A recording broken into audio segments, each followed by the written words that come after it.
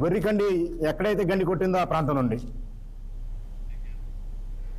నష్టపోయిన రైతులను రాష్ట్ర ప్రభుత్వం ఆదుకుంటుందని మంత్రి ఉత్తమ్ కుమార్ రెడ్డి హామీ ఇచ్చారు. ఆగస్టు చివరి సెప్టెంబర్ మొదటి వారంలో భారీ నుండి అతి భారీ వర్షాలు కురుస్తాయని, దీంతో రాష్ట్ర వ్యాప్తంగా 10,300 కోట్ల మేర ఆస్తి నష్టం జరిగిందని వెల్లడించారు. ఇండ్లు కూలిపోయిన బాధితులకు ఇందిరమ్మ ఇల్లు అందిస్తామని, మృతి చెందిన కుటుంబాలకు ప్రభుత్వం 5 లక్షల రూపాయల నష్టపరిహారం చెల్లిస్తోందన్నారు. ప్రకృతి విపత్కర పరిస్థితి వల్లనే నష్టం సంభవించిందని క్లారిటీనిచ్చారు.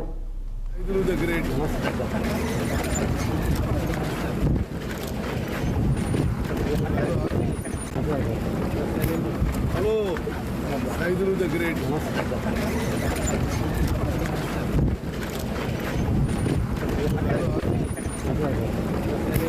హలో రైతులు దగ్గర సూర్యాపేట జిల్లాలో మంత్రి ఉత్తమ్ కుమార్ రెడ్డి పర్యటించారు. నడిగూడెం మండలం కాగిత రామచంద్రపురం గ్రామం దగ్గర ఎన్ఎస్పీ కాలువ గంటి మరమ్మతు పనులను మంత్రి పరిశీలించారు. కోదాడ, హుజూర్ నగర్ నియోజకవర్గంలో తెగిపోయిన చెరువులు, కాలువల పనులను వేగవంతం పూర్తి చేయాలని మంత్రి కోరారు.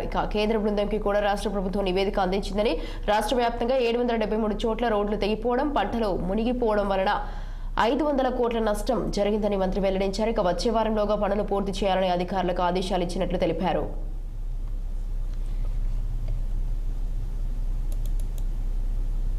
రాష్ట్ర ఇరిగేషన్ శాఖ మంత్రిగా, ఈ ప్రాంత సుదీర్ఘకాలం ప్రజాప్రతినిధిగా నేను స్వయాన ఈరోజు ఈ 3 చోట్ల గండ్లు పూల్చడానికి నేనే ఫీల్డ్ మీదకి వచ్చి మరి క్షేత్రస్థాయిలో ఇంజనీర్లతోని ఆ కాంట్రాక్ట్తో మాట్లాడి పనులు వేగవంతం చేసే ప్రక్రియలో మా ఆతృతతో, మా చిత్తశుద్ధితో ఇది రావడం జరిగింది. మరి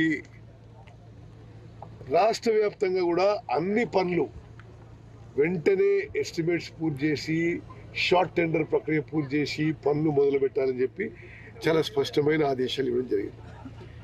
దాంట్లో భాగంగానే నాగార్జున సాగర్ ఎడమ కాలువ ఇక్కడ ఈ కాగితాల రామచంద్రపురం గ్రామం దగ్గర ఆ పాలేరు బ్యాక్ వాటర్ వల్ల కొన్ని కారణాల వల్ల ఇక్కడ తెగింది. ఇది నేను ఇప్పుడు చీఫ్ ఇంజనీర్ రమేష్ బాబు గారు మరి ఒక ఫర్మ్ డిఎస్ఆర్ కని ఈ పని అప్పచెప్పడం జరిగింది. నేను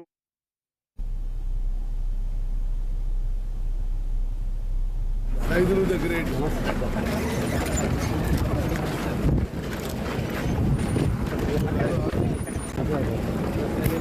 హలో రైతుల దగ్గర